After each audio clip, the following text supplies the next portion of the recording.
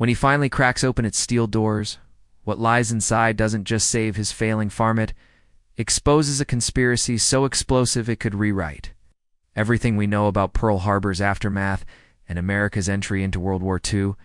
Before we dive in, let us know where you're watching from in the comments below.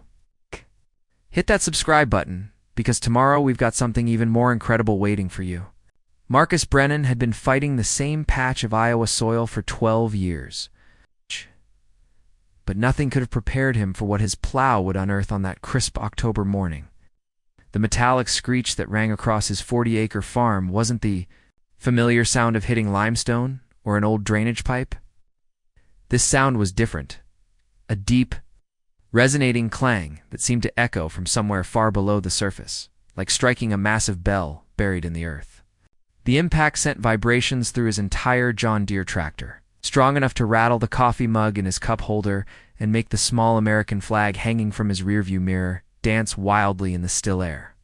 The force was so sudden and unexpected that Marcus instinctively gripped the steering wheel tighter, his weathered hands responding to decades of farming experience that told him this wasn't normal. The vibration traveled up through the chassis, through the seat, and into his bones, a deep, thrumming sensation that seemed to resonate with something profound buried beneath the Iowa countryside. Marcus killed the engine immediately, sitting in the sudden silence as morning mist rolled across the cornfield he'd been preparing for winter planting. The absence of the tractor's familiar rumble left him alone with the sound of his own breathing and the distant call of a red-winged blackbird perched on a nearby fence post. The early October air carried the earthy scent of turned soil mixed with the last hints of autumn warmth.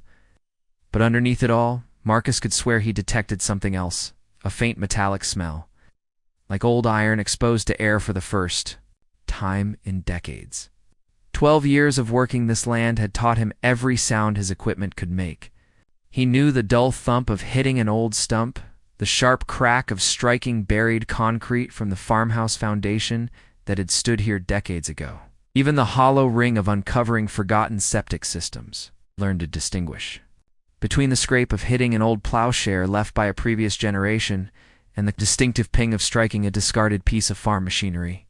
But this sound was entirely new, musical, almost like his plow had struck something that was meant to ring out across the Iowa countryside. The Brennan farm stretched out around him in the morning light, its gently rolling hills typical of central Iowa's agricultural heartland. What had once been 200 acres of prime farmland land his grandfather Harold had purchased with his GI Bill benefits in 1946 was now down to just 40 acres. The rest had been sold off piece by piece over the past decade, each sale a painful necessity to keep the remaining operation afloat. Marcus could still remember standing in this very spot as a 10-year-old, his father pointing toward the horizon and explaining how the corn rows seemed to stretch forever, how the Brennan name was carved into this soil as deeply as any monument. Those days felt like a different lifetime now. Family farmhouse, a sturdy two-story structure built in the 1920s, still stood at the center of the property, but it needed a new roof and fresh paint that Marcus couldn't afford. The barn, once painted a brilliant red that could be seen from the county road, now bore the weathered gray of neglected wood. Inside, his collection of aging equipment told the story of the farm's decline better than any financial statement. A combine harvester from 1987 that broke down twice last season, a grain drill held together with welding repairs and stubborn hope, and this John Deere tractor that had been his father's pride and joy, but was now approaching its 20th year of service. The field he was working today hadn't been planted in 15 years. His father, Robert Brennan, had always called it the problem plot, too many rocks. Too much trouble, not worth the effort when there were 200 acres of better soil to manage. Robert had been a practical man, shaped by the farming wisdom of the 1960s and 70s, when commodity prices were stable and family farms could thrive with careful management and hard work. He'd often told Marcus that farming was about knowing which battles to fight and which to avoid, and the Northern 40 had always been in the avoid category. But times had changed dramatically since Robert's era. Modern agriculture was a game of economics as much as agronomy, and Marcus found himself fighting battles his father had never imagined. Commodity prices swung wildly based on global markets and weather patterns in countries thousands of miles away. Input costs for seed, fertilizer, and fuel had increased exponentially, while crop prices remained unpredictable. Small profit. Margins that had sustained family farms for generations had been squeezed to almost nothing by forces entirely beyond a farmer's control. Corporate agriculture was reshaping the Iowa landscape, consolidating small farms into massive operations that could leverage economies of scale to survive market volatility. Every month, it seemed, another neighbor sold out to one of the big agricultural companies, their family names disappearing from mailboxes that had marked their homesteads for generations. The Hendersons to the east had sold to Agramax Industries.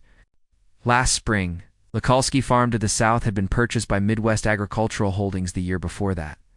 Each sale left Marcus feeling more isolated, like a stubborn island in a rising tide of corporate consolidation. With corn prices fluctuating wildly and his daughter Emma's veterinary school tuition due in 3 months, Marcus couldn't afford to leave any potential farmland unused. Emma was in her 3rd year at Iowa State, following her dream of becoming a large animal veterinarian, and Marcus was determined not to let financial pressures derail her education, the way they had threatened to derail the farm itself. Every acre had to produce, or the Brennan farm would become another casualty of modern agriculture's unforgiving economics. Emma was the light of Marcus's life, the reason he fought so hard to keep the farm operational despite the mounting pressures. At 21, she possessed the same determination that had driven 3 generations of Brennans to work this soil. But she'd channeled it toward science and medicine rather than farming. Her decision to pursue veterinary medicine had initially disappointed Marcus. He'd hoped she might return to help modernize the farm operation. But he'd come to understand that her path was just another way of serving the agricultural community that had shaped their family's identity. The tuition payments had been manageable when the farm was larger and more profitable, but each year brought new challenges. This semester's bill sat on his kitchen table like a reproach, a reminder that his daughter's future depended on his ability to squeeze productivity from every square foot of remaining farmland.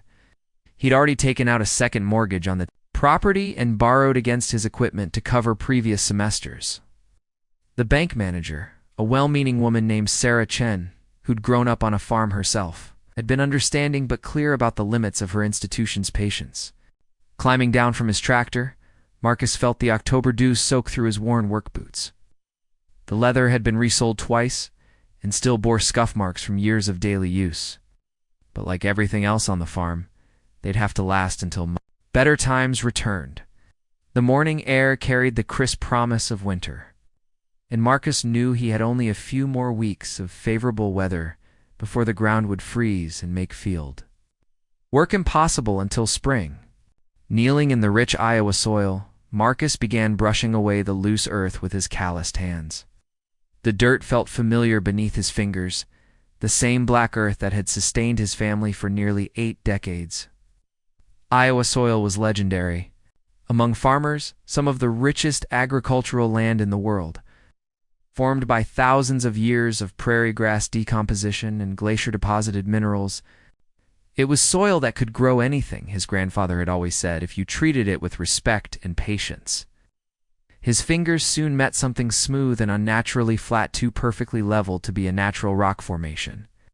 The surface felt cold and metallic, with a texture that spoke of human craftsmanship rather than geological formation.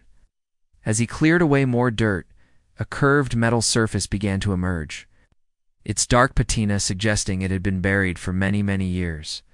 The metal had the deep, oxidized color of iron that had been protected from the elements, but had still aged in the darkness, developing a coating that spoke of decades underground.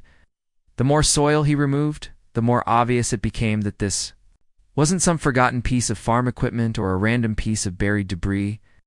This was something deliberate, something constructed with care and precision that went far beyond anything a farmer would bury.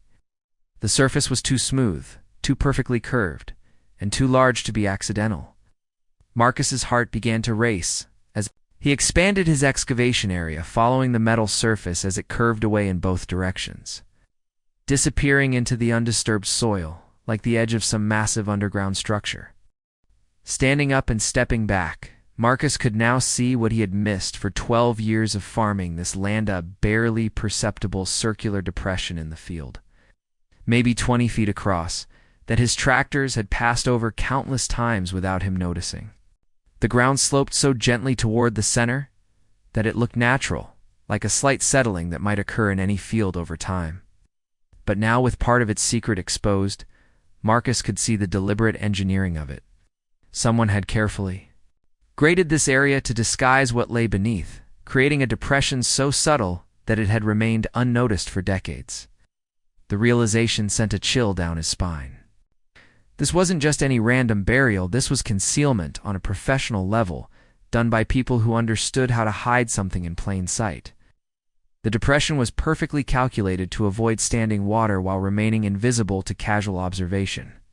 Whoever had buried this structure had thought carefully about making it disappear into the landscape, suggesting they had expected it to remain hidden for a very long time. Using a shovel from his tractor's toolbox, Marcus began a more systematic excavation around the exposed metal. The work was methodical but laborious, each shovelful revealing more of what appeared to be an enormous circular structure. After an hour of careful digging, he had uncovered what appeared to be the edge of a massive circular plate, like an enormous manhole cover, but far more elaborate and substantial than any municipal infrastructure he'd ever encountered. Around its circumference, he could make out decorative rivets that spoke of an earlier era of American manufacturing, when even functional structures were built with aesthetic consideration. The rivets were perfectly spaced and appeared to be made of brass or bronze rather than simple steel, suggesting this wasn't merely utilitarian construction. Between the rivets, he could discern the faint outlines of lettering, worn smooth by decades underground, but still visible enough to suggest they had once been deeply embossed. The discovery filled him with a mixture of excitement and deep unease. The Brennan family had owned this land for nearly 80 years, since his grandfather Harold had purchased it with his GI Bill benefits in 1946. 3 generations of Brennans had worked every inch of these fields, planting and harvesting crops, maintaining drainage systems, and walking the property lines with the intimate knowledge that comes from decades of stewardship. Harold had been meticulous about understanding his land, documenting drainage patterns, soil conditions, and crop yields with the precision of a man who knew his livelihood depended on such knowledge. Marcus's father Robert had inherited that same attention to detail, expanding the farm's productivity through the agricultural revolution of the 1960s and 70s. Robert had modernized the operation with new equipment and techniques, but he'd always maintained that farming was fundamentally about knowing your land better than anyone else possibly could. He'd taught Marcus to read the subtle signs that indicated soil moisture, to recognize the earliest symptoms of plant disease, and to understand how weather patterns would affect different parts of the farm based on elevation and drainage. Had something this substantial remained hidden all this time? And more troubling, what was a structure like this doing buried in what had been nothing but prairie farmland until the mid-1940s? According to family history, this area had been undeveloped grassland when Harold purchased it, part of a larger tract that had been broken up and sold to returning veterans after the war. The previous owner had been an elderly farmer named Jeremiah Whitfield, who'd owned thousands of acres but had no sons to inherit the operation. Marcus had heard stories about Whitfield from his grandfather, reclusive man who'd farmed in the old-fashioned way, resistant to the modernization that was transforming agriculture in the 1930s and 40s. Harold had mentioned that Whitfield seemed eager to sell and move away, unusual for a farmer with such extensive holdings. Most farmers, Harold had observed, had to be practically dragged away from land they'd worked for decades. But Whitfield had accepted Harold's offer immediately and had left the area within weeks of the sale, moving to California to live with distant relatives. As the morning sun climbed higher, casting long shadows across his partially excavated discovery, Marcus's mind raced with possibilities. Could this be some kind of old storm shelter? Iowa was tornado country, and farmers had been building underground shelters for generations to protect their families from severe weather. But the scale and sophistication of this structure seemed far beyond anything an individual farmer would construct. The decorative elements and professional construction suggested resources and expertise, so that would have been unusual for a private shelter. Could it be a forgotten foundation from a building that had been torn down decades ago? Perhaps some kind of commercial or institutional structure that had existed before the area became farmland. But again, the location made no sense. This part of Iowa had been rural agricultural land for as long as anyone could remember. There were no towns or settlements in the area that would have supported the kind of substantial building this foundation would have supported. Standing up and stepping back, Marcus could now see what he had missed for 12 years of farming this land, a barely perceptible circular depression in the field, maybe 20 feet across, that his tractors had passed over countless times without him noticing. The ground sloped so gently toward the center that it looked natural, like a slight settling that might occur in any field over time. But now, with part of its secret exposed, Marcus could see the deliberate engineering of it. Someone had carefully graded this area to disguise what lay beneath, creating a depression so subtle that it had remained unnoticed for decades. The realization sent a chill down his spine. This wasn't just any random burial, this was concealment on a professional level, done by people who understood how to hide something in plain sight. The depression was perfectly calculated to avoid standing water while remaining invisible to casual observation. Whoever had buried this structure had thought carefully about making it disappear into the landscape, suggesting they had expected it to remain hidden for a very long time. Using a shovel from his tractor's toolbox, Marcus began a more systematic excavation around the exposed metal. The work was methodical but laborious, each shovelful revealing more of what appeared to be an enormous circular structure. After an hour of careful digging, he had uncovered what appeared to be the edge of a massive circular plate, like an enormous manhole cover, but far more elaborate and substantial than any municipal infrastructure he'd ever encountered. Around its circumference, he could make out decorative rivets that spoke of an earlier era of American manufacturing, when even functional structures were built with aesthetic consideration. The rivets were perfectly spaced and appeared to be made of brass or bronze rather than simple steel, suggesting this wasn't merely utilitarian construction. Between the rivets, he could discern the faint outlines of lettering, worn smooth by decades underground, but still visible enough to suggest they had once been deeply embossed. The discovery filled him with a mixture of excitement and deep unease. The Brennan family had owned this land for nearly 80 years, since his grandfather Harold had purchased it with his GI Bill benefits in 1946. 3 generations of Brennans had worked every inch of these fields, planting and harvesting crops, maintaining drainage systems, and walking the property lines with the intimate knowledge that comes from decades of stewardship. Harold had been meticulous about understanding his land, documenting drainage patterns, soil conditions, and crop yields with the precision of a man who knew his livelihood depended on such knowledge. Marcus's father Robert had inherited that same attention to detail, expanding the farm's productivity through the agricultural revolution of the 1960s and 70s. Robert had modernized the operation with new equipment and techniques, but he'd always maintained that farming was fundamentally about knowing your land better than anyone else possibly could. He'd taught Marcus to read the subtle signs that indicated soil moisture, to recognize the earliest symptoms of plant disease, and to understand how weather patterns would affect different parts of the farm based on elevation and drainage. Had something this substantial remained hidden all this time? And more troubling, what was a structure like this doing buried in what had been nothing but prairie farmland until the mid-1940s? According to family history, this area had been undeveloped grassland when Harold purchased it, part of a larger tract that had been broken up and sold to returning veterans after the war. The previous owner had been an elderly farmer named Jeremiah Whitfield, who'd owned thousands of acres but had no sons to inherit the operation. Marcus had heard stories about Whitfield from his grandfather, reclusive man who'd farmed in the old-fashioned way, resistant to the modernization that was transforming agriculture in the 1930s and 40s. Harold had mentioned that Whitfield seemed eager to sell and move away, unusual for a farmer with some. What Marcus didn't know was that his decision to investigate further would set in motion a chain of events that would not only save his failing farm, but would also uncover a carefully buried chapter of American history that powerful interests had worked for over 8 decades to keep hidden. The soil beneath the Brennan farm held more than just the promise of next year's corn crop. held secrets that would shake the very foundations of what Americans believed about their nations. Entry into World War II and the financial manipulation that had occurred in the shadows of national tragedy. Standing there in the October sunlight, with the weight of generations of farming tradition on his shoulders and the promise of his daughter's future driving his determination, Marcos made a decision that would transform not just his family's destiny, but their understanding of the very ground they'd called home for nearly 80 years. The mystery that had emerged from beneath his plow would prove to be far more valuable than any crop he'd ever grown, and far more dangerous than any storm that had ever threatened his harvest. The decision to postpone his field work felt both reckless and inevitable.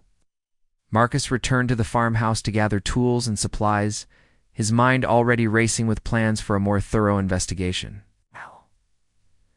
The familiar creak of the kitchen screen door seemed different somehow, as if the simple act of discovering something extraordinary had changed the very character of his home. Inside, the kitchen table still held the remnants of his hurried breakfast, a half-empty coffee mug, and a piece of toast he'd abandoned when he'd seen the perfect weather conditions for plowing.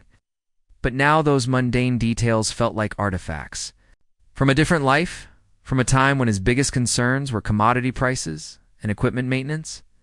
The certified letter from Emma's University lay unopened beside his coffee mug, its contents a stark reminder of the financial pressures that had driven him to attempt farming the problematic northern field in the first place. The irony wasn't lost on Jimin trying to solve his financial crisis. He might have stumbled onto something far more significant than a few extra acres of corn production.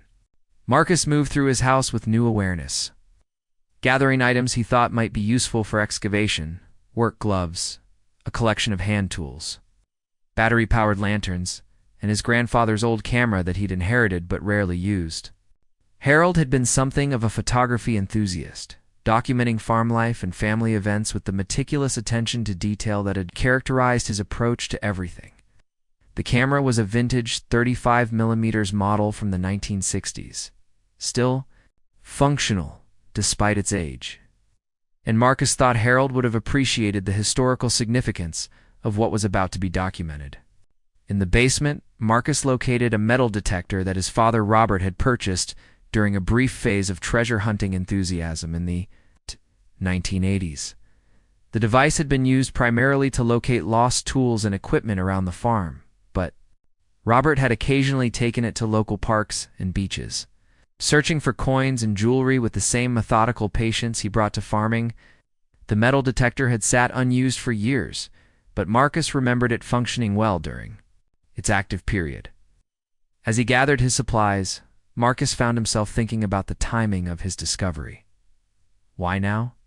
Why had this structure remained hidden throughout decades of farming, only to reveal itself when the Brennan farm was facing its greatest financial crisis? The pragmatic farmer in him dismissed such thinking as superstition, but he couldn't shake the feeling that the timing was more than coincidental. Perhaps the recent dry weather had caused soil settling that exposed the structure, or maybe the financial pressure to farm previously unused land had simply brought him to the right place. At the right time, the walk back to the northern field felt different from his morning journey. Then, he'd been focused on the practical task of preparing ground for winter wheat. Now he approached the site with the curiosity of an explorer and the caution of someone who sensed they were about to uncover something that had been deliberately hidden. The October sunshine remained bright and warm, but Marcus noticed details he'd missed earlier: the way the light fell differently in the circular depression, creating subtle shadows that might have concealed the structure for decades. The excavation site Marcus began a more systematic approach to understanding what lay beneath his feet. The metal detector proved invaluable, revealing the full scope of the buried structure with remarkable clarity. As he swept the device across the area, the consistent signal painted a picture of something massive and precisely constructed. The circular outline was approximately 25 feet in diameter, far larger than his initial estimate, and the metal detector indicated that whatever lay below extended deep into the earth. The signal wasn't uniform across the structure, suggesting a complex design with multiple components. Near the center, the detector registered the strongest response, indicating either thicker metal construction or multiple layered elements. Around the perimeter, the signals were weaker but consistent, suggesting a framework or support structure that surrounded a central chamber. Most intriguingly, the detector indicated several smaller metal objects within the larger structure, potentially suggesting interior furnishings or equipment that had been sealed inside. Marcus marked the detector readings with small flags, creating a map of the underground structure that revealed its sophisticated design. This wasn't simply a crude shelter or storage facility. The precision of the construction and the complexity of the metal detector readings suggested something built to serve a specific, important purpose. The scale alone indicated significant investment in time, materials, and expertise resources that would have been considerable even in an earlier era when labor costs were lower. As he worked, Marcus became increasingly aware of how exposed he was in the open field. The Brennan farm sat in a valley surrounded by gently rolling hills, and the northern field was visible from several neighboring properties, though fortunately at considerable distance. The nearest neighbor was the former Henderson farm, now owned by Agramax Industries, and their fields were currently empty of workers. Still, Marcus felt vulnerable as he methodically explored the site, conscious that his unusual activity might attract unwanted attention. The afternoon sun provided excellent lighting for photography. Marcus documented every aspect of his discovery with Harold's vintage camera. The images would serve both as evidence of what he'd found and as a record of the structure's condition before any further excavation. Through the camera's viewfinder, Marcus could see details that his naked eye had missed. Subtle variations in the metal's patina that suggested different alloys or manufacturing periods, aware patterns that might indicate how the structure had been used before being buried. One element that particularly caught his attention was a series of small, evenly spaced holes around the perimeter of the exposed metal surface. These weren't random corrosion or damage they appeared to be. Deliberately crafted features, possibly ventilation systems or access points for equipment. The engineering precision of their placement suggested they served a specific function in the structure's operation, adding another layer to the mystery of what this facility had been designed to accomplish.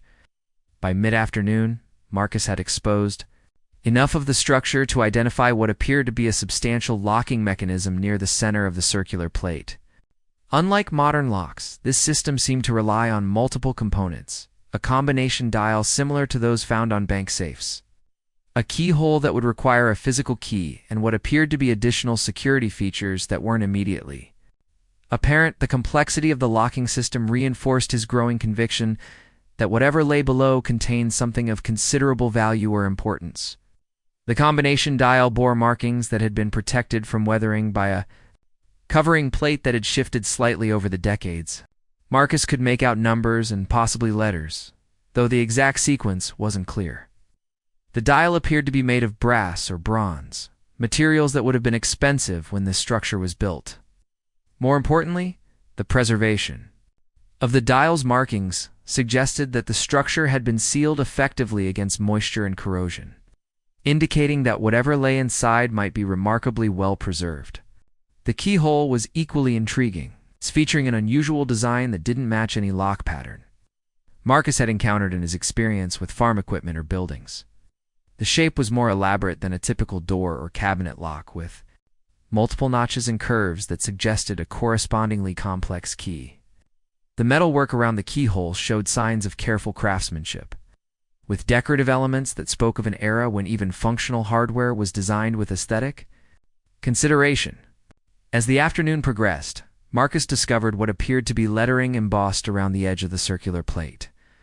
Decades of burial had filled the carved letters with dirt and corrosion, but careful cleaning with small brushes revealed fragments of text that sent his pulse racing. He could make out partial words that seemed to include national and what might be bank or vault, though the complete inscription remained unclear. The implications of these partial words transformed Marcus's understanding of what he had discovered. This wasn't a storm shelter or forgotten foundation. This appeared to be some kind of banking facility, a vault or secure storage system that had been deliberately buried in rural Iowa farmland. The historical context was staggering. If this structure dated to the 1940s, It had been constructed during one of the most tumultuous periods in American financial history, when banking institutions were struggling with the aftermath of the Great Depression and the economic pressures of World War II. Banking facilities in rural Iowa during the 1940s were typically small, community-focused institutions that served local farmers and businesses. The construction of something as elaborate and expensive as what lay beneath Marcus's field would have required resources far beyond what most small-town banks could have afforded. This suggested either that the structure had been built by a much larger financial institution, or that it had been constructed for a purpose that went beyond normal banking operations. The possibility that he had discovered a bank vault raised immediate questions about its contents and the circumstances of its burial. Banks didn't simply abandon their vaults, especially not vaults that appeared to have been constructed with such care and expense. If this was indeed a banking facility, its burial would have required either official sanction from banking authorities, or it would have been done in secret to conceal something that those authorities weren't supposed to know about. Marcus's mind raced with possibilities as he continued his careful excavation around the locking mechanism. The World War II era had been marked by numerous financial irregularities and emergency measures as the American economy adapted to wartime conditions.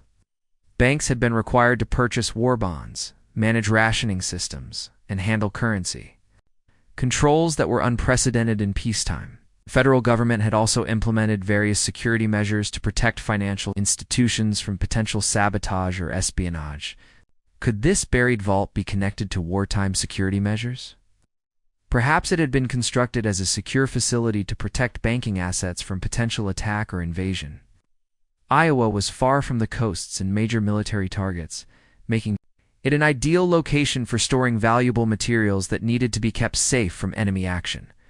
The timing would align with 1941, when American entry into World War II had created widespread concern about domestic security and the protection of critical infrastructure.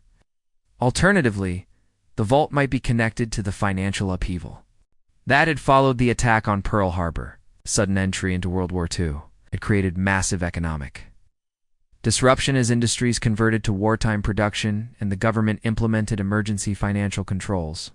Banks had been required to manage unprecedented volumes of transactions related to war bonds, military payrolls, and defense contractor payments. Some of these transactions might have required special security measures that went beyond normal banking procedures. As the sun began to sink lower in the western sky, Marcus realized he was facing a decision point. His preliminary investigation had revealed enough to confirm that this was no ordinary discovery.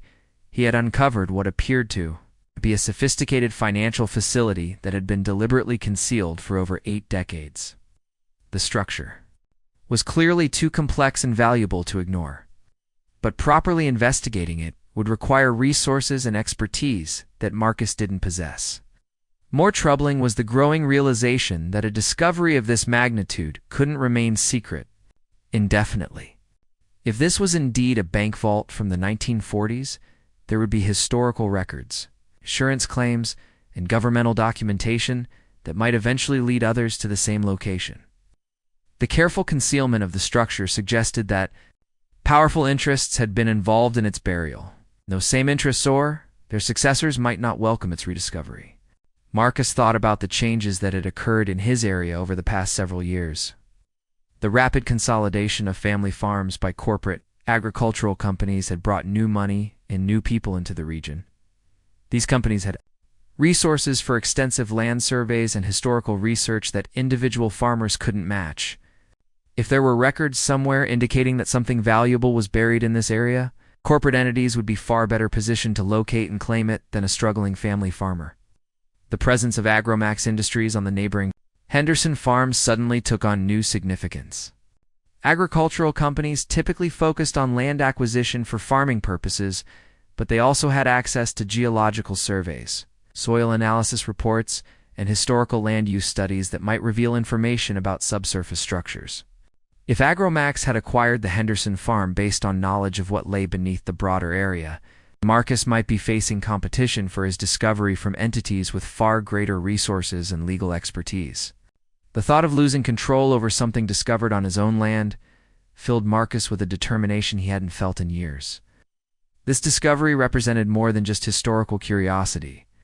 It might be the key to saving his family's farm and securing Emma's educational future. Whatever lay beneath the locked vault door. It was located on Brennan property and had been hidden there for decades without the knowledge or consent of his family. He had both the legal right and the moral obligation to determine what his grandfather's land had been concealing. As darkness began to fall across the Iowa countryside, Marcus made the decision to return the following morning with better equipment and a more comprehensive plan for accessing the vault. He carefully camouflaged his excavation site, placing loose soil over the exposed areas and scattering corn stubble to disguise any evidence of his work. If others were indeed searching for this structure, he needed to maintain the element of surprise while he determined what it contained and how to proceed. The walk back to the farmhouse felt like a journey between two different worlds. Behind him lay a mystery that connected his family's land to events that had occurred before his grandfather had even purchased the property. Ahead of him lay the familiar challenges of farm management and financial survival. But now those challenges were illuminated by the possibility of a solution that went far beyond anything he had previously imagined. Inside the house, Marcus spread Harold's farm records across the kitchen table, searching for any mention of unusual activity on the northern field during the 1940s. His grandfather had been meticulous about documenting everything related to the farm's operation, from weather patterns and crop yields to equipment purchases and property improvements. If Harold had known about the buried structure, or if he had noticed anything unusual during his early years of ownership, there might be some record of it in his detailed notes. The records painted a picture of a careful, methodical farmer who had transformed raw prairie land into productive agricultural acreage through years of patient effort. Harold had documented the process of breaking the prairie sod, installing drainage systems, and building the infrastructure necessary for successful farming. His notes from the late 1940s showed particular attention to the northern sections of the property, areas that required extensive work to become suitable for cultivation. One entry from the spring of 1947 caught Marcus's attention. Northern 40 still problematic ground seems soft in places, may need additional drainage work before planting. Harold had returned to this theme several times over the next few years, noting that certain areas of the northern fields seemed to settle differently than the rest of the property. By 1950, he had concluded that the area was too unstable for reliable crop production and had designated it as pasture land instead. Reading these entries with new understanding, Marcus realized that his grandfather might have unknowingly documented the settling that occurred over the buried vault. The soft ground and drainage problems Harold had noted could have been caused by the gradual settling of soil over the artificial structure below. Harold's decision to avoid farming that area might have inadvertently protected the vault from discovery for an additional generation. The irony was profound. Harold Brennan, a man who prided himself on knowing every inch of his property, unknowingly built his farm over one of the most significant historical discoveries in Iowa. His careful stewardship of the land had preserved not only the agricultural potential of the soil, but also the secrets that lay beneath it. Now, more than 70 years later, his grandson faced the challenge of determining what those secrets meant and how they should be revealed to the world. As Marcus prepared for bed, his mind was already planning the next day's work. He would need to research the history of banking in Iowa during the 1940s, looking for records of any institutions that might have had the resources to construct such an elaborate facility. He would also need to investigate the circumstances surrounding his grandfather's purchase of the property, particularly the mysterious previous owner who had sold such valuable land and left the area so quickly. Most importantly, he would need to find a way to access the vault without damaging its contents or alerting others to his discovery. The locking mechanism appeared to be sophisticated enough that forcing it open might destroy valuable evidence or artifacts inside. But Marcus was determined to solve the puzzle that had been waiting beneath his family's land for over 80 years, regardless of what powerful interests might prefer to keep it buried. The last thing Marcus saw before falling asleep was the silhouette of the northern field through his bedroom window, now transformed in his mind from a problematic patch of farmland into the site of the most important discovery in his family's history. Tomorrow would bring new challenges and new revelations, but tonight, for the first time in years, Marcus Brennan fell asleep with a sense of hope and purpose that had nothing to do with commodity prices or bank payments. The buried vault had waited 8 decades to be discovered. Now it would have to wait just one more night before yielding up the secrets that might transform everything. Marcus thought he knew about his family's legacy and his nation's history. The morning after his discovery brought Marcus face to face with the harsh realities that had driven him to plow the northern field in the first place. The certified letter from Iowa State University lay opened on his kitchen table, its contents even more urgent than he had feared. Emma's tuition payment was due in 6 weeks, not 3 months as he had hoped, and the amount had increased due to additional laboratory fees for her advanced veterinary courses. The number at the bottom of the page, $18,400, seemed to mock him as he sipped his coffee and watched the sunrise paint the Iowa sky in shades of gold and amber. $18,400. Marcus had seen similar amounts on commodity future contracts and equipment financing agreements, but never as a sum he needed to produce from his own resources in such a short time frame. The irony of discovering what might be a bank vault on the same day he received notice of his most pressing financial obligation wasn't lost on him. Whatever lay beneath his northern field, it had revealed itself at precisely the moment when the Brennan family's need was most desperate. The kitchen phone rang as Marcus studied the tuition notice, interrupting his increasingly dark thoughts. About his financial situation, caller ID showed First National Bank of Cedar Rapids, and Marcus's stomach tightened as he recognized the number.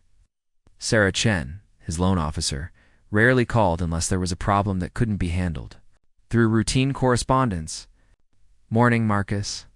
Sarah's voice carried the careful neutrality that banking professionals used when delivering unwelcome news. "I hope I'm not calling too early. Wanted to discuss the status of your operating loan before things get too busy." This week, Marcus had been dreading this conversation for months. His operating loan, the credit line that allowed him to purchase seed, fertilizer, and other inputs for each growing season, was secured by his remaining farmland and equipment. The bank had been increasingly concerned about the farm's declining profitability and his ability to service the existing debt while maintaining operations. "I'm listening, Sarah," Marcus said, though he already suspected what she was going to tell him. "The bank's loan committee met yesterday to review all agricultural accounts, and I'm afraid they have some concerns about your situation. Your debt-to-asset ratio has reached a level that makes them uncomfortable, especially given the volatility in commodity prices this year." Sarah's tone was apologetic, but firm. "They're requiring additional collateral or a significant payment toward the principal before they'll approve your operating loan for next season." The words hit Marcus like a physical blow. Without an operating loan, he couldn't afford the inputs necessary to plant crops in the spring. Without crops, he had no income to service his existing debt or pay Emma's tuition. Without the ability to farm, the land itself would become worthless as collateral, creating a downward spiral that would end with the loss of everything his family had built over 3 generations. "How much additional collateral are we talking about?" Marcus asked, though he already knew he had no assets left to pledge. His equipment was already mortgaged, his land was leveraged to its maximum value, and his only other possession of any value was his pickup truck, which was hardly sufficient to secure a farming operation. "They're looking for either $50,000 in additional collateral or a $25,000 payment toward the principal," Sarah replied. "I know those are challenging numbers, Marcus, but the committee feels they need to see a stronger commitment to debt reduction before extending additional credit. $50,000 in additional collateral, $25,000 in immediate payment." Either amount was impossible for Marcus to produce under normal circumstances. His entire annual profit from farming in a good year was less than the payment the bank was demanding. The discovery in his northern field suddenly took on an even more urgent significance. Whatever lay beneath that locked vault door might literally be the difference between saving and losing his family's farm. Marcus sat in his kitchen, contemplating the intersection of his desperate financial situation and his extraordinary discovery. The timing seemed almost providential, or perhaps it was simply that desperation had driven him to take risks he wouldn't have considered under normal circumstances.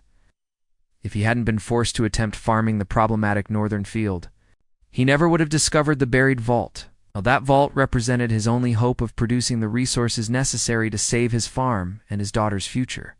The weight of 3 generations of Brennan farming tradition pressed down on him. As he walked through the house his great-grandfather had built in the 1920s, Harold Brennan had purchased this property with dreams of creating a legacy that would sustain his family for generations. He had worked the land with careful stewardship, building soil, fertility, and infrastructure that had supported profitable farming for decades. Marcus's father, Robert, had continued that tradition, modernizing the operation and expanding its productivity through the agricultural boom years of the 1960s and 70s. Now, Marcus faced the possibility of being the first Brennan to lose the farm, the generation that broke the chain of agricultural heritage that connected his family to the Iowa soil. The thought was almost unbearable, made worse by the knowledge that Emma represented the farm's potential future. Her veterinary training would give her the scientific knowledge to implement sustainable farming practices that could make small-scale agriculture profitable again, but only if there was still a farm for her to inherit. Emma had called the previous evening from her dormitory at Iowa State, her voice bright with excitement about her current coursework in large animal medicine. She was conducting research on reproductive health in dairy cattle, work that could have direct applications to improving livestock operations on family farms. Her professors had praised her dedication and analytical skills, and she had been invited to participate in an advanced research project that would enhance her credentials for the competitive veterinary job market. "Dad, you should see the new ultrasound equipment they've acquired for the veterinary program," Emma had said, her enthusiasm evident even through the phone connection. "The image resolution is incredible. We can detect reproductive problems weeks earlier than with traditional methods. This technology could revolutionize livestock management on smaller farms by reducing veterinary costs and improving breeding success rates." Marcus had listened to his daughter's excitement with a mixture of pride and heartbreak. Emma's passion for veterinary medicine and her understanding of its applications to family farming represented exactly the kind of innovation that could save operations like theirs. But her education was expensive, and without immediate financial relief, Marcus wouldn't be able to continue supporting her studies. The cruel irony was that the knowledge she was gaining might come too late to save the farm that had inspired her career choice. The conversation with Emma had reinforced Marcus's determination to investigate the buried vault, regardless of the risks involved. She represented not just his personal legacy, but the potential future of sustainable family farming in an era when corporate agriculture seemed to dominate every aspect of food production.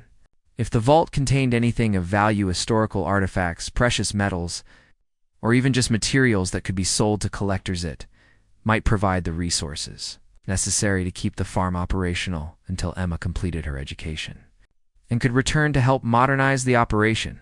The broader economic pressures facing family farms in Iowa had been building for years, but the consolidation had accelerated dramatically since the COVID-19 pandemic. Supply chain disruptions and commodity price volatility had made farming even more unpredictable, while corporate agricultural companies had used the chaos to acquire struggling operations at discounted prices. The result was a landscape increasingly dominated by massive industrial farms that operated more like factories than traditional agricultural enterprises. Agromax Industries, the corporate entity that had purchased the Henderson farm adjacent to Marcus's property, represented everything he found troubling about modern agriculture.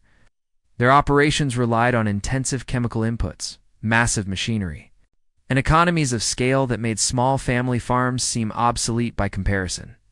The company's representatives had approached Marcus several times over the past 2 years, offering to purchase his remaining acreage for incorporation into their expanding operation. The offers had been financially tempting enough to pay off his debts and provide a modest nest egg for retirement. But accepting would mean the end of the Brennan farming legacy and the transformation of his family's carefully stewarded land into another component of industrial agriculture. Marcus had consistently refused their offers, but his financial situation was becoming increasingly desperate, and Agromax's representatives had made it clear that their interest in his property remained strong. The timing of Agromax's expansion into his area now seemed potentially significant in light of his discovery. Corporate agricultural companies typically conducted extensive research before acquiring properties, including geological surveys, soil analysis, and historical land use studies. If there were records indicating that something valuable was buried in the area, Agromax might have access to information that individual farmers couldn't obtain. Their interest in Marcus's property might be motivated by factors beyond simple agricultural potential. The thought that corporate interests might be aware of the buried vault filled Marcus with a sense of urgency that went beyond his immediate financial pressures. If Agromax or similar companies knew about the structure beneath his northern field, they had resources to pursue legal and financial strategies that could potentially give them access to his discovery. Corporate lawyers could challenge property rights, claim historical artifacts under various legal theories, or simply wait for Marcus's financial situation to force a sale that would give them control over the land and whatever it contained. Marcus's research into local banking history during the 1940s had revealed several interesting possibilities for the origin of his buried vault. Iowa had been home to numerous small but prosperous banks during the World War II era, institutions that had grown wealthy by financing agricultural expansion and defense-related manufacturing. Some of these banks had been involved in handling government funds related to war bond sales, military contractor payments, and other wartime financial activities that required special security measures. One institution that particularly caught his attention was the Corn Belt Trust Company, a regional bank that had operated throughout central Iowa during the 1930s and 1940s. The bank had been known for its conservative lending practices and strong reserves, but it had disappeared from historical records sometime in late 1941, around the time of the Pearl Harbor attack. Official records indicated that Corn Belt Trust had been merged with a larger institution, but Marcus could find no details about the circumstances of the merger or what had happened to the bank's assets and records. The timing was suspicious, a regional bank with strong reserves and government connections disappearing just as the United States entered World War II. If Corn Belt Trust had been involved in sensitive wartime financial activities, its sudden disappearance might have been connected to security concerns rather than simple business consolidation. The buried vault could be a remnant of efforts to protect the bank's assets or records from potential enemy action or domestic sabotage. Another possibility that Marcus discovered in his research involved the activities of the Federal Reserve during the early years of World War II. The central banking system had implemented numerous emergency measures to protect the nation's financial infrastructure from potential attack, including the establishment of secure storage facilities in locations far from major cities and military targets. Iowa's position in the heartland of America would have made it an ideal location for such facilities, and the federal government had the resources to construct and conceal installations that would have been impossible for private institutions. If the buried vault was connected to Federal Reserve operations, its contents might include currency reserves, gold holdings, or sensitive financial records that had been relocated for security reasons. Such materials would have considerable historical value, but they might also create legal complications regarding ownership and government claims. Marcus realized that determining the origin of the vault was crucial, not just for understanding its contents, but for establishing his rights to whatever he might find inside. The legal implications of his discovery were becoming increasingly complex as Marcus learned more about the potential origins of the buried structure. Archaeological finds on private property typically belonged to the landowner, but materials with historical significance sometimes fell under different legal frameworks. Government property, even if abandoned, often remained subject to federal claims, regardless of where it was found. Banking materials were subject to various regulations regarding unclaimed property and historical preservation. Marcus consulted with Tom Bradley, a local attorney who had handled legal matters for the Brennan family for over 20 years. Tom specialized in agricultural law and property rights, But he admitted that archaeological discoveries with potential historical significance fell outside his normal expertise. After reviewing the basic facts of Marcus's situation, Tom recommended extreme caution in how he proceeded with the investigation. The moment you involve outside experts or report this discovery to any government agency, you lose control over the situation, Tom warned during their confidential meeting in his Cedar Rapids office. Archaeological sites can be subject to immediate preservation orders that halt all activity. Federal property claims can tie up ownership rights for years. And if there's any possibility of valuable contents, you'll attract attention from treasure hunters, historians, and potentially much larger legal and financial interests. Tom's advice was to fully investigate and document the contents of the vault before involving any outside parties. You need to understand exactly what you're dealing with before you decide how to proceed. Once the genie is out of the bottle, you can't control how others respond to your discovery. But if you know what's down there, you can make informed decisions about how to handle the legal and financial implications. The attorney's counsel reinforced Marcus's instinct to maintain secrecy while he determined what lay beneath the vault door. But Tom's warnings also highlighted the potential dangers of his situation. If the vault contained materials of significant value or historical importance, there would be numerous parties with legitimate or claimed interest in those materials. The discovery that might save his farm could also become the source of legal battles that would consume whatever resources he managed to obtain. As Marcus drove home from his meeting with Tom Bradley, he was struck by the transformation of his life over the past week. 7 days ago, his biggest concerns had been crop yields and loan payments. Now he was contemplating the legal implications of archaeological discoveries and federal property claims. The buried vault had already changed his perspective on his family's land and its place in American history. Soon he would discover whether it could also change his family's future. The afternoon sun cast long shadows across the northern field. As Marcus returned to the site of his discovery, the camouflaged excavation looked undisturbed, with no signs that anyone else had noticed his activities. But Marcus was increasingly aware that his window for private investigation was limited. The longer he took to access the vault, the greater the risk that others would become aware of the unusual activity on his property. That evening, as Marcus reviewed his grandfather's records and researched historical banking information, he made a decision that would determine not just his family's fate, but his responsibility to the historical truth that lay buried beneath his Iowa farmland.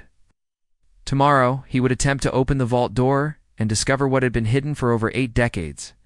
Whatever he found inside would either provide the salvation his family desperately needed, or create complications that would make his current financial problems seem simple by comparison. The stakes could not have been higher, and Marcus Brennan was about to discover that some buried secrets carry a price that goes far beyond money. The next morning brought an unexpected visitor that would fundamentally alter Marcus's understanding of his family's connection to the mysterious vault. As he prepared his tools for another day of investigation, a dusty pickup truck turned into his driveway bearing license plates from Colorado. The driver was an elderly woman, perhaps in her late 70s, with silver hair and sharp blue eyes that seemed to take in every detail of the Brennan farm with practiced assessment. "Are you Marcus Brennan?" she asked, as she approached the farmhouse, her voice carrying a slight tremor that spoke of age but none of uncertainty. "Harold Brennan's grandson?" "Yes, ma'am," Marcus replied, wondering how this stranger knew his grandfather's name and what had brought her to Iowa from Colorado. "How can I help you?" The woman extended a weathered hand that bore the calluses of someone who had worked hard her entire life. "My name is Ruth Whitfield Carson. I believe you've been wondering about the previous owner of your land. Jeremiah Whitfield was my grandfather." Marcus felt his pulse quicken at the mention of the mysterious previous owner who had sold the property to Harold and disappeared from the area so quickly. According to family history, Jeremiah Whitfield had been eager to sell and had left Iowa. Within weeks of the transaction, moving to California with no forwarding address. The timing had always struck Harold as unusual, but he had attributed it to an elderly man's desire for a warmer climate. "Please, come inside," Marcus said, gesturing toward the farmhouse. I have to admit, I'm curious about your grandfather. My family always wondered why he left so suddenly after selling the land. Ruth followed Marcus into the kitchen, accepting his offer of coffee with a nod of appreciation. As she settled into a chair at the kitchen table, the same table where Marcus had spread his grandfather's records just hours before, she surveyed the familiar surroundings with an expression that suggested she was seeing ghosts from the past. "Grandfather didn't leave by choice," Ruth said quietly, her hands wrapped around the warm coffee mug as if seeking comfort. He was forced to sell this land and disappear because of what he knew about what was buried here. The words hit Marcus like a physical blow. Ruth's statement confirmed not only that the buried vault was known to the previous landowner, but that its existence had been significant enough to force a man to abandon his home and livelihood. The implications were staggering. Vault hadn't simply been constructed on Whitfield property. It had been the reason Jeremiah Whitfield lost that property. "What did he know?" Marcus asked, his voice barely above a whisper. Ruth reached into a worn leather handbag and withdrew a manila envelope yellowed with age. "He left this with my mother before he disappeared. She was his only child, and she moved to Colorado in 1943 when she married my father. Grandfather made her promise to keep these papers safe and to someday return them to whoever owned this land, but only if they discovered what he had been forced to hide." With trembling fingers, Ruth opened the envelope and spread its contents across the kitchen table. Marcus found himself looking at documents that would revolutionize his understanding of both his family's land and the events that had shaped American history during the early years of World War II. The first document was a handwritten letter, dated December 15th, 1941, just over a week after the Pearl Harbor attack. It was addressed to whoever inherits this burden and signed by Jeremiah Whitfield. The letter began with words that sent chills down Marcus's spine by the time someone reads this. "I will be gone from this place, forced to abandon the land my family has worked for 3 generations. I write this account so that someday the truth might be known about what I was compelled to conceal beneath my northern pasture, and why powerful men were willing to destroy an innocent farmer's life to keep their secrets buried." Marcus read the letter aloud as Ruth listened, her eyes closed as if hearing her grandfather's voice for the first time in decades. The story that unfolded was more extraordinary than anything Marcus had imagined. According to Jeremiah's account, the Corn Belt Trust Company had approached him in September 1941, 3 months before Pearl Harbor, with an unusual request. The bank's president, a man named William Morrison, had explained that the federal government was implementing emergency security measures to protect critical financial assets from potential enemy action. They needed to establish secure storage facilities in remote locations, far from major cities and military targets. Morrison had offered Jeremiah a substantial sum enough to purchase significantly more land elsewhere to allow the construction of a secure vault facility on his property. The project would be conducted in complete secrecy, with the understanding that Jeremiah would never acknowledge its existence to anyone. Once the facility was completed and stocked, it would be sealed and camouflaged, and Jeremiah could continue farming the land as if nothing had changed. "The money was more than I could make in 10 years of farming," Jeremiah had written. Morrison said, "It was my patriotic duty to help protect America's financial resources from enemy attack. How could I refuse to serve my country in its hour of need?" The construction had begun in early October 1941, conducted by a crew of workers who arrived each morning in unmarked trucks and departed each evening with instructions to speak to no one about their activities. The project had taken 6 weeks to complete, involving the excavation of a massive underground chamber and the installation of a sophisticated vault system that had been transported to the site in sections. Jeremiah's letter described the vault in detail that matched Marcus's discoveries perfectly. The circular steel door, the complex locking mechanism, the ventilation system, and the decorative elements that spoke of expensive professional construction. But Jeremiah had also witnessed the vault being loaded with its contents, and his description of what he had seen sent Marcus's heart racing. They brought truck after truck of materials Jeremiah had written to carry canvas bags that clinked with the sound of metal and crates marked with government codes I didn't recognize. But most mysterious were the filing cabinets, dozens of them, filled with documents that Morrison said were critical financial records that needed to be preserved in case of enemy attack on the mainland. The project had been completed just days before the Pearl Harbor attack, and Jeremiah had been paid as promised. For a brief period, it had seemed like the arrangement would work exactly as Morrison had described. Then everything had changed. With America's entry into the war, within weeks of Pearl Harbor, Morrison had returned to Jeremiah's farm. But this time, he was accompanied by men who identified themselves as federal agents. Their message was simple but terrifying. The vault project had been compromised, and everyone associated with it was now a security risk. Jeremiah had two choices: sell his land immediately and relocate far from Iowa with a new identity, or face charges of espionage and treason that would result in his imprisonment and the seizure of his property anyway. They gave me 72 hours to arrange the sale and disappear, Jeremiah had written. Morrison said that if I ever spoke about what I had seen, or if I ever returned to Iowa, I would be arrested as an enemy agent. They had the documentation to prove their case photographs of me speaking with the construction crew, bank records showing the payments I had received, and witness statements claiming I had been in contact with German sympathizers. The evidence against Jeremiah had been fabricated, but it was convincing enough to destroy his life if he chose to fight. Morrison had arranged for Harold Brennan, a returning war veteran with impeccable credentials, to purchase the property immediately. The sale had been structured to look routine, with no indication that anything unusual had ever occurred on the land. Harold Brennan seems like a good man, Jeremiah had concluded his letter. I pray that he and his family will prosper on this land that my family has been forced to abandon. Perhaps someday, when the truth can safely be told, someone will understand why I had to sacrifice everything to keep a secret that was never mine to keep. The letter was accompanied by detailed diagrams of the vault's construction, including the combination to the locking mechanism and a description of the special key that had been created to access the facility.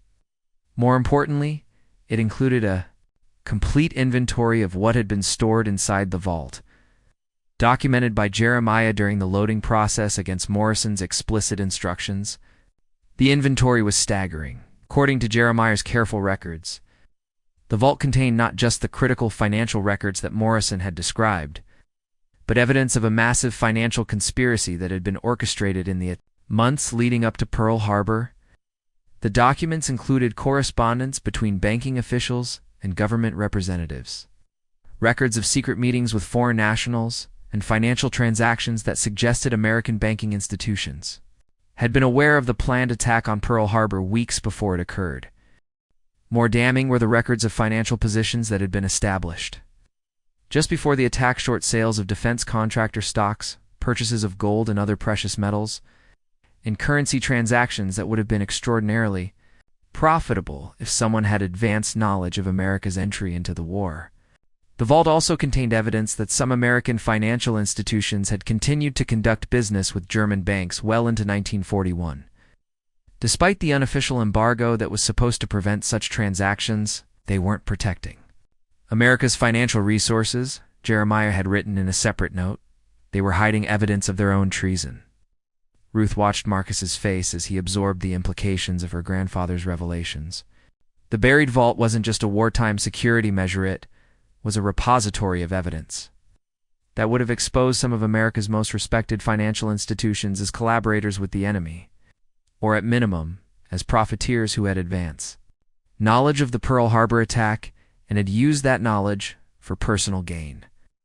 My grandfather spent the rest of his life in hiding, Ruth said softly. He changed his name, never contacted anyone from his old life, and lived in constant fear that they would find him and silence him permanently. He died in 1963, still afraid to tell anyone the truth about what he had witnessed. The revelation transformed Marcus's understanding of everything that had happened to his family over the past 3 generations. Harold Brennan hadn't simply purchased farmland from a retiring farmer. He had unknowingly acquired property that contained evidence of one of the most significant financial conspiracies in American history. The Brennan family had been living on top of buried secrets that could rewrite the historical narrative of America's entry into World War II. "Why come forward now?" Marcus asked.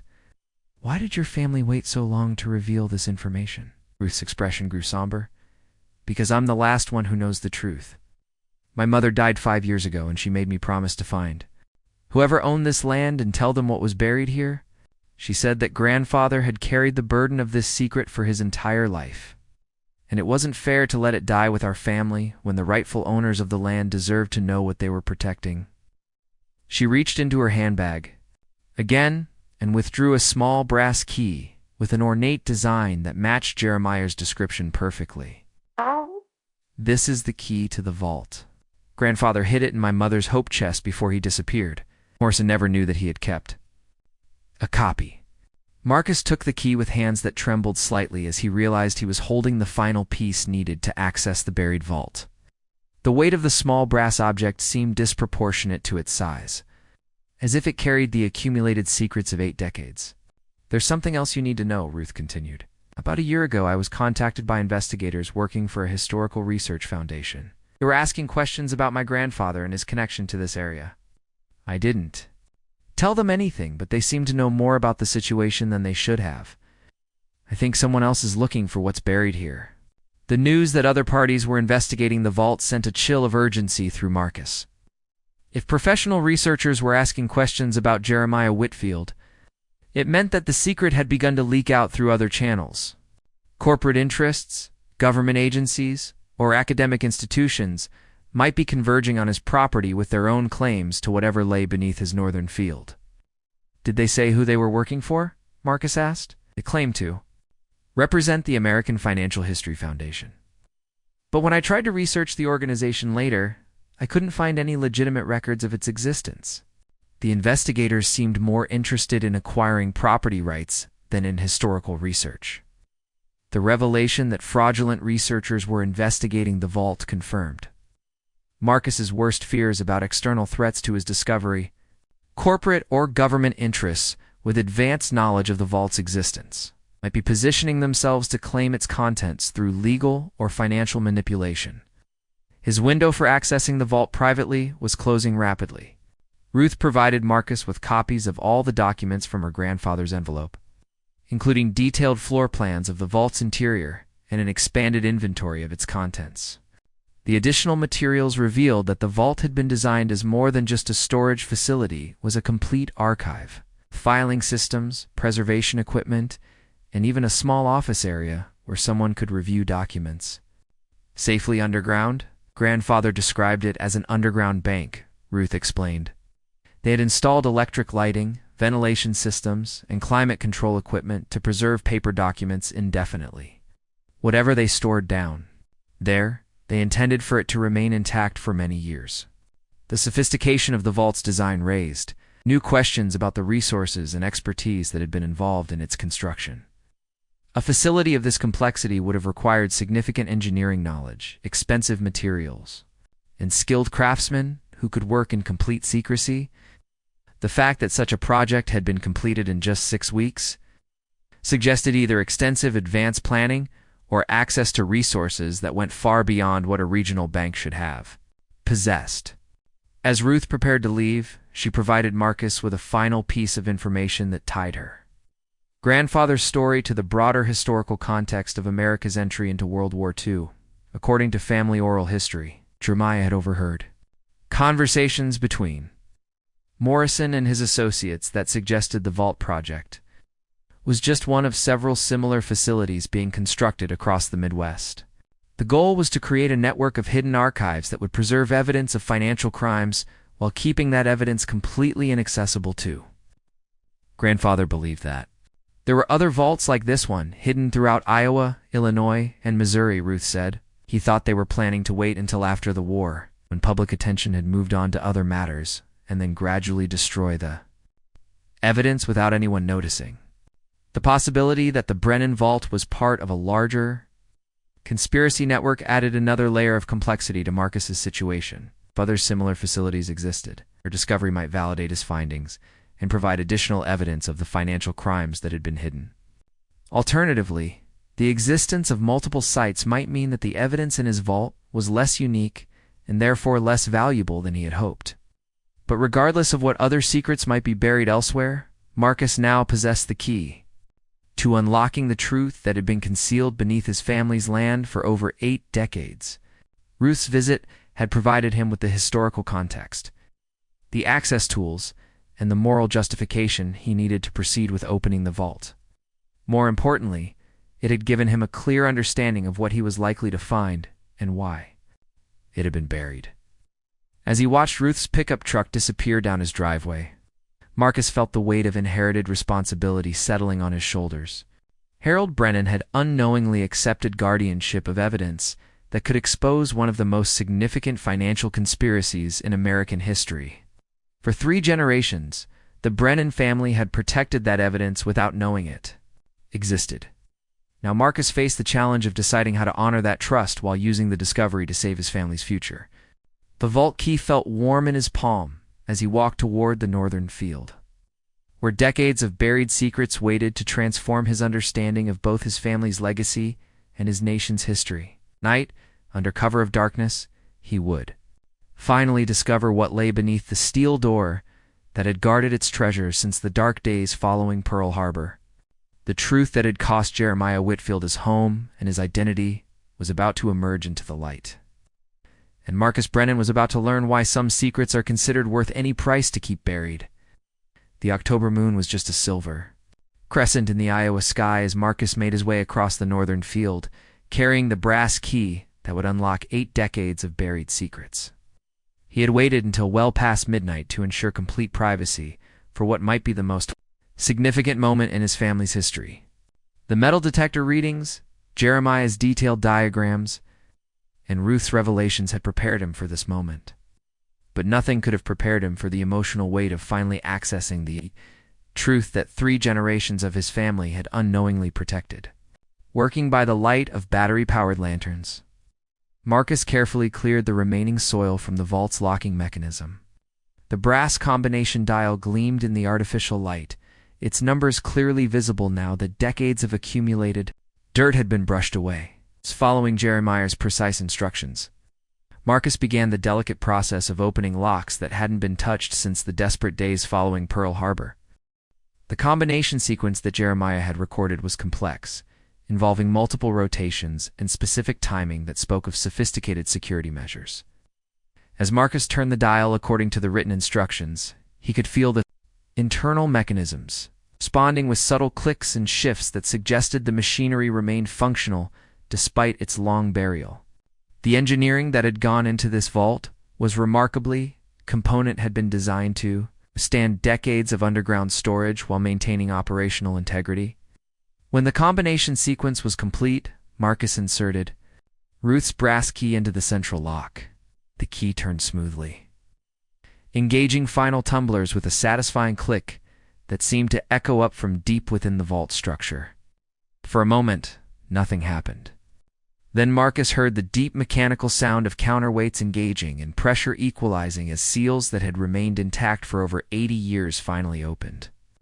The massive circular door began to swing upward on hidden hinges, revealing a set of steel stairs that descended into perfectly preserved underground chambers.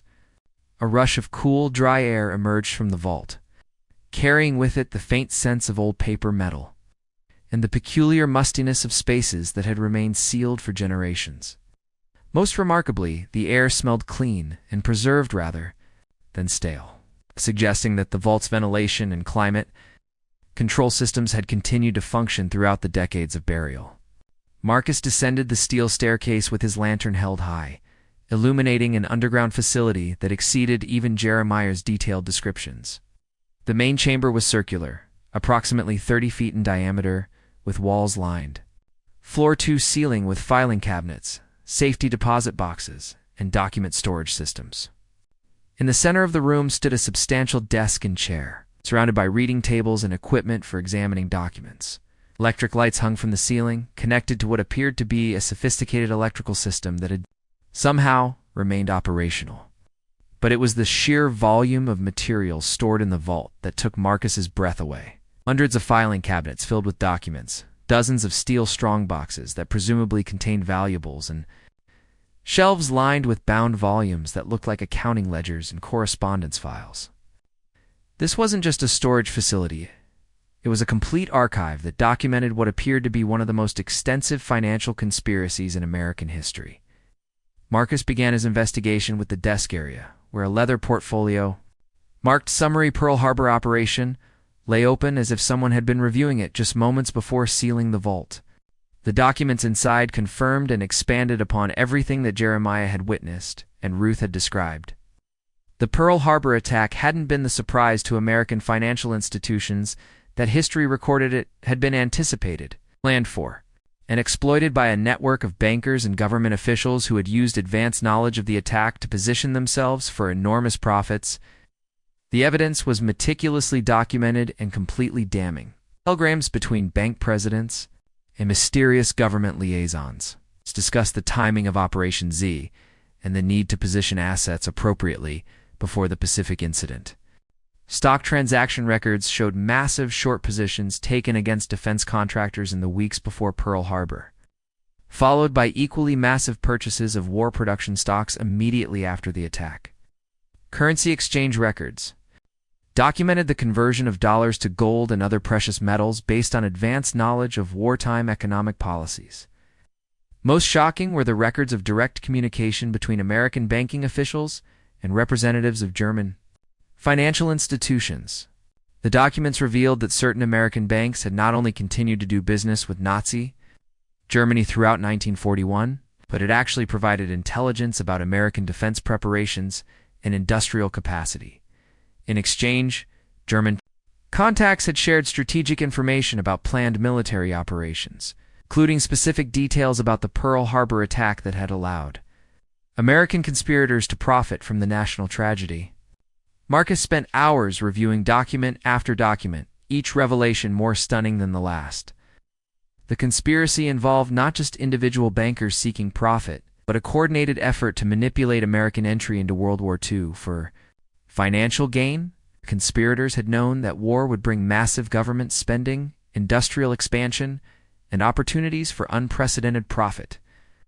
They had also known that the shock of Pearl Harbor would create a climate of national unity that would make questioning financial activities seem unpatriotic and treasonous. The scope of the financial manipulation was staggering, according to the vault's records. The conspirators had orchestrated artificial scarcity in critical materials before the war, driving up prices and creating supply bottlenecks that would become even more profitable once war production began. They had positioned themselves to control key supply chains for military equipment, ensuring that government contracts would flow through their networks regardless of efficiency or patriotism. Most cynically, they had even planned to profit from the human cost of war by investing in industries that would benefit from casualty rates and reconstruction needs. But the vault contained more than just evidence of financial crimes. It held proof of direct collaboration with enemy forces that crossed the line from profiteering into treason. Banking records documented the transfer of American industrial intelligence to German contacts, including detailed information about aircraft production facilities, shipyard capacities, and strategic resource reserves. Communication logs showed that American conspirators had provided German military planners with assessments of American defensive preparations and industrial mobilization capabilities. The evidence of treason was accompanied by documentation of the cover-up that had followed Pearl Harbor. As American anger over the attack reached fever pitch, conspirators had moved quickly to bury evidence of their advanced knowledge and collaboration. Witnesses had been intimidated, relocated, or silenced. Documents had been seized by federal agents working for the conspiracy rather than legitimate government oversight. Entire banks had been merged or reorganized to hide the trail of treasonous activities.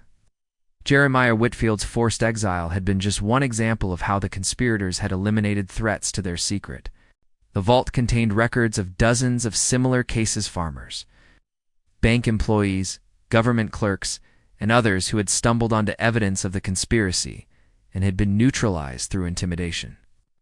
Relocation, or worse, the network of hidden vaults that Ruth had mentioned was confirmed by shipping records and construction contracts that showed similar facilities being built throughout the Midwest. It's all designed to preserve evidence while keeping it completely inaccessible. Marcus discovered that the conspiracy had extended far beyond the Pearl Harbor operation. The vault contained evidence of financial manipulation surrounding other major wartime events, including advanced positioning for the D-Day invasion, development of atomic weapons, and post-war reconstruction contracts. The conspirators had essentially treated World War II as an extended business opportunity, profiting from every phase of the conflict while maintaining the appearance of patriotic support for the war effort. The human cost of this cynical manipulation was documented in heartbreaking detail. Reports showed how artificial scarcity created by the conspirators had delayed critical military supplies, potentially costing American lives in early Pacific battles. Communication delays and supply bottlenecks that had been attributed to wartime confusion were revealed to be deliberate sabotage designed to extend the conflict and maximize profit opportunities. Even the targeting of specific military facilities by enemy forces had been influenced by intelligence provided by American collaborators, seeking to protect their own industrial investments. As dawn approached, Marcus realized that he had uncovered not just evidence of historical crimes, but proof of a betrayal so profound that its revelation would fundamentally alter American understanding of World War II and the financial institutions that had shaped the nation's wartime economy. The vault contained enough documentation to support criminal prosecutions, congressional investigations, and civil lawsuits that would dwarf any previous financial scandal in American history. But Marcus also understood why this evidence had remained buried for 8 decades. The conspirators had included some of the most powerful and respected names in American banking and industry. Their descendants still controlled major financial institutions, held positions of political influence, possessed the resources to defend their family legacies against historical accountability. The revelation of this evidence wouldn't just expose past crimes, it would threaten the current power structure of American finance and potentially destabilize institutions that millions of Americans depended upon for their economic security. The moral complexity of his situation weighed heavily on Marcus as he photographed key documents and made careful notes about the vault's contents. He had discovered evidence that demanded justice for historical wrongs, but he also possessed the only means of saving his family's farm and securing his daughter's future. The financial value of the vault's contents, both the historical documents and the substantial collection of gold, currency, the other valuables stored alongside them, would easily solve his immediate crisis and provide security for generations of Brennans. But using the discovery for personal gain would also mean becoming complicit in the continued cover-up of crimes that had cost American lives and perverted the course of American history. The conspirators had counted on future generations being more interested in personal benefit than historical justice, and Marcus found himself confronting exactly the choice they had anticipated. As the sun rose over the Iowa countryside, Marcus made a decision that would honor both his family's legacy and his moral obligations to historical truth. He would not simply sell the vault's contents for personal gain, nor would he turn them over to authorities who might once again bury the evidence to protect powerful interests. Instead, he would use the discovery to create a lasting legacy that would serve both justice and his family's future. Working with Dr. Sarah Matthews, a historian at the University of Iowa who specialized in wartime financial history, Marcus began the process of documenting and authenticating the vault's contents. Dr. Matthews, who had spent decades researching inconsistencies in official accounts of wartime finance, was stunned by the scope and detail of the evidence Marcus had uncovered. Her initial assessment confirmed that the documents were genuine and would revolutionize historical understanding of American entry into World War II. This evidence fills in gaps that historians have been trying to understand for decades. Dr. Matthews explained during her first visit to the vault. We've always known that some financial irregularities occurred during the war, but we never had proof of systematic conspiracy or advanced knowledge of Pearl Harbor. These documents provide that proof in overwhelming detail. Dr. Matthews helped Marcus develop a comprehensive plan for revealing the evidence that would maximize its historical impact while protecting Marcus's legal rights and ensuring his family's financial security. The plan involved multiple phases of disclosure, starting with academic publication and historical research, followed by a controlled media revelation and eventual full public access to the archive. The first phase involved the establishment of the Whitfield Brennan Historical Archive, a foundation that would preserve and study the vault's contents while providing controlled access to qualified researchers. The foundation would be funded by the sale of historically significant but non-essential items from the vault, including duplicate documents, precious metals, and collectibles that had substantial market value but limited research importance. Emma Brennan, whose veterinary education had given her strong research and analytical skills, took a leave of absence from her studies to help establish and manage the foundation. Her involvement ensured that the Brennan family would maintain control over the historical legacy while creating a sustainable funding mechanism for both the archive and the farms. Continued operation? "Dad, this discovery is bigger than just saving our farm," Emma said as they worked together to catalog the vault's contents. "This evidence could change how Americans understand their own history. We have a responsibility to make sure it's preserved and shared properly." The financial impact of the discovery exceeded Marcus's most optimistic projections. The sale of precious metals, rare currency, and collectible items generated enough immediate funds to pay Emma's tuition, satisfy the bank's collateral requirements, and modernize the farm's equipment and infrastructure. More importantly, the establishment of the historical foundation created a permanent revenue stream that would ensure the farm's sustainability while supporting important historical research. The second phase of disclosure involved carefully coordinated media revelation that would bring public attention to the conspiracy while protecting the evidence from suppression or destruction. Working with investigative journalists from major newspapers and documentary filmmakers, Marcus arranged for a simultaneous publication of key findings that would make it impossible for powerful interests to contain or discredit the story. The public reaction to the Pearl Harbor conspiracy revelations was explosive and sustained. Congressional hearings were demanded, federal investigations were launched, and calls for accountability echoed across the political spectrum. While the original conspirators were long dead, their institutional legacies faced unprecedented scrutiny that led to significant reforms in financial regulation and historical transparency. The third phase involved full academic access to the archive, allowing historians, economists, and legal scholars to conduct comprehensive research that would produce definitive accounts of wartime financial manipulation and its long-term consequences. The research generated by the archive's materials became the foundation for new understanding of how financial conspiracies operate and how democratic institutions can be protected from similar manipulation.